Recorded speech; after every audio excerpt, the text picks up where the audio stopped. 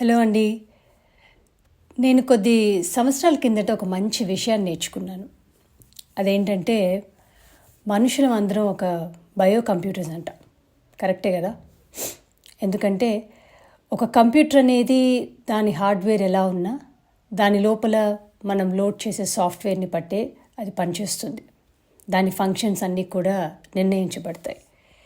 In the same way మరి మనుషులకి software ఏంటండి?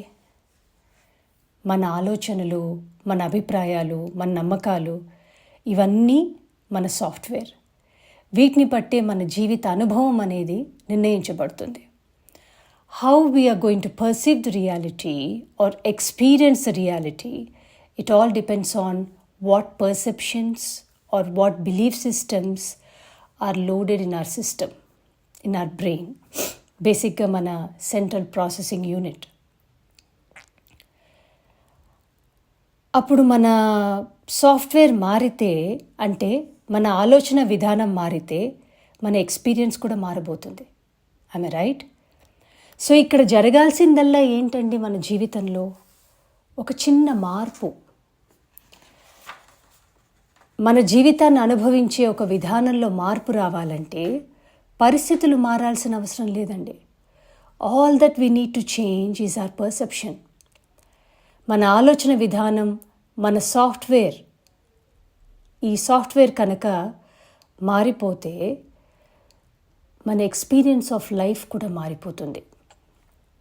ఉదాహరణకి ఒక చెట్టు కింద ఇద్దరు మనుషులు ఉన్నారే అనుకోండి. ఒకడు అదే చెట్టు కింద కూర్చొని ఆర్ పడుకొని హాయిగా నిద్రపోతున్నాడు. ఇంకొకడు అదే చెట్టు కింద కూర్చొని దుఃఖంలో ఏడుస్తున్నాడు.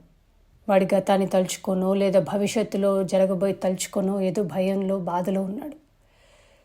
Now if you see this, ఇద్దరు మనుషులు ఒకే పరిస్థితిలో ఉన్నా వాళ్ళ అనుభవం మాత్రం వేరేలాగా ఉంది. ఎందువల్ల అంటారు?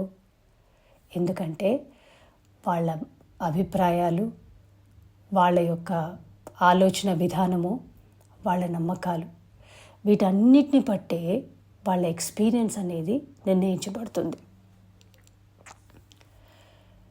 సో ఈ చిన్న సాఫ్ట్వేర్ని మార్చుకునే ఒక ప్రయాణంలోనే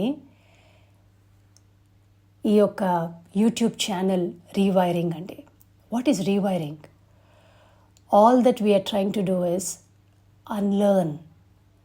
మనం నేర్చుకున్నది, మన అనుభవం ఒకవేళ బాధాకరంగా ఉంటే, మన జీవిత అనుభవం కనుక బాధాకరంగా ఉంటే, all that we need to do is change the perception, change our belief system, change our values or the principles. అవి ఎప్పుడైతే మారుతాయో ఆటోమేటిక్గా మనం జీవితాన్ని అనుభవించే విధానం కూడా మారుతుంది.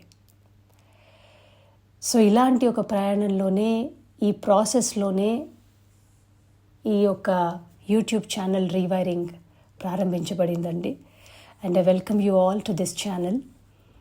అండ్ ఏం జరుగుతుంది ఈ ఛానల్లో అంటే, ఇక్కడ చిన్న చిన్న లెర్నింగ్స్ అండి మనం నేర్చుకోబోతాం. ఎలా అంటే, ఇవన్నీ కూడా ఈ సాఫ్ట్వేర్ లోడింగ్ అన్లోడింగ్ అనే ఒక ప్రాసెస్ అంతా కూడా స్టోరీస్ ద్వారా జరగబోతుంది. ఒక స్టోరీ ద్వారా లేదా ఒక జీవితంలో జరిగిన ఒక అనుభవం ద్వారా దాని తోడు ఒక ఆధ్యాత్మికమైన ఒక ప్రిన్సిపల్ లేదా ఒక మంచి ఆలోచన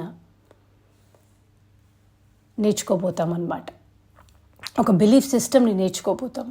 that would change our life, experience of our life. So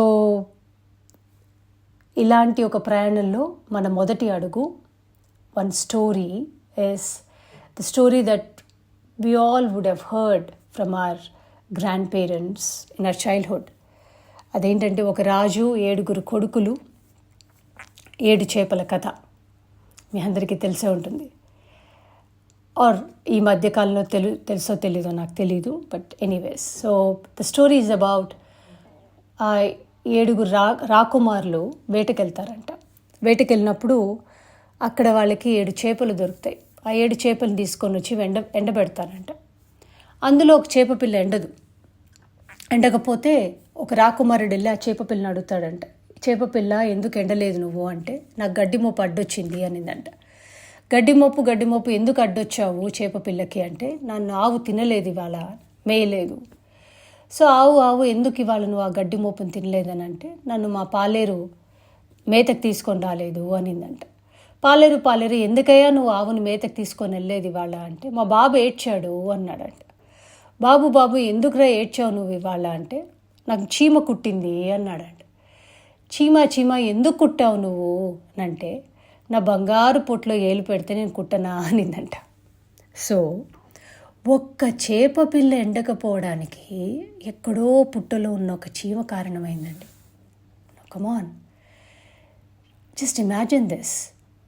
ఈ వ్యవస్థ, ఈ సమాజం అనే ఒక మహాసముద్రం, ఈ మహాసముద్రంలో మనందరం భాగమే. ఒకళ్ళనొకళ్ళని ఇన్ఫ్లుయెన్స్ చేసుకుంటూ, ఒకళ్ళనొకళ్ళని ఎఫెక్ట్ చేసుకుంటూ, ఎలాగైతే సముద్రంలో అలలు అనేవి వస్తుంటాయో అలాగే one factor after the other అలాగే ఎఫెక్ట్ అవుతూ, అలాగే జీవితం అనేది ముందరికి వెళ్తూ ఉంటుంది. అలా ఒక్కొక్కరికి పరిస్థితులు ఏర్పడుతూ ఉంటాయి. సో ఈ రోజున మనకున్న ఈ పరిస్థితికి మనమేమనుకుంటాం, మన చుట్టుపక్కల ఉన్న వాళ్ళ కారణాలు అనుకుంటాం. అందుకే వాళ్ళ మీద కోపాలు, తాపాలు, ద్వేషాలు, మా అమ్మ కారణం, మా నాన్న కారణం, మా చెల్లెలు కారణం, మా తమ్ముడు కారణం, నా స్నేహితుడి కారణం, మా టీచర్ కారణం, మా బాస్ కారణం. ఎంతమంది? Definitely not. It is entire system. In fact entire universe is responsible for creating this situation in your life today. So ఏ కారణం అని మనం నిందించగలం? కొన్ని కారణాలని మనం ఎఫెక్ట్ చేయొచ్చు, కొన్ని కారణాలని మనం మార్చుకోలేం. అవి మన చేతిలో లేవు. అలా అవి మనం మార్చుకోలేమని తెలుసుకున్నప్పుడు all that we need to do is accept it. Like మరణం మనం నిర్ణయిస్తే వస్తుందా?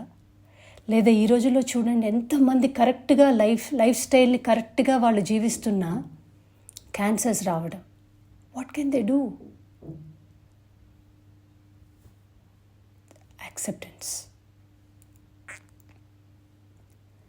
సో ఈ చిన్న జ్ఞానం కనుక మనకుంటే, మన జీవితంలో పరిస్థితులు ఏవొచ్చినా కూడా వాటిని చుట్టుపక్కల వాళ్ళపైన నిందించకుండా వాటిని ఆస్వాదించి జీవితంలో ప్రశాంతంగా ముందరికి వెళ్ళిపోతూ ఉంటాం.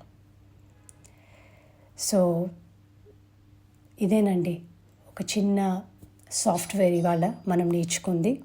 I hope you all got the essence of it, and let us all meet next time. Okay?